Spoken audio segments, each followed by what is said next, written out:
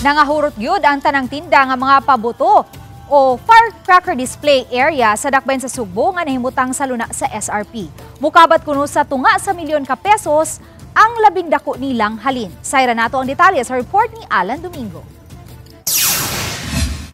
Happy na! New Year pa! Kina ang kinumidya nga tubang sa mga firecracker vendors tungod sa ilahang dili matupngan nga kalipay karong pagsugod sa bagong tuig kay nahurot man gyud og kahalin ang ilang mga baligya diha sa SRP. Daw gihigop sa mga mamalitay ang mga tindang pabuto sa disguise nga mga stalls nga wa gani maabti kuno alas 8 gabi hinungdan nga nakapauli gyud og sayo ang mga manidahay og didto nas ilahang balay ni sugad sa bagong tuig.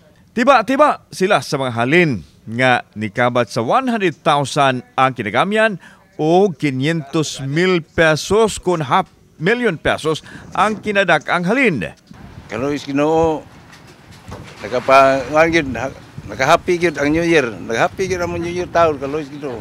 So, hurot-hurot yun ba?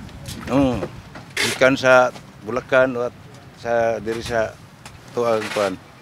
Sa babag? Babag. Kuan kayo, okay kayo. Tiba ang yun? Aw, kaluyan po, sir. So, kwa isa naglabahing tuig nga nangabahaw ang mga stocks nga pabuto dari sa SRP.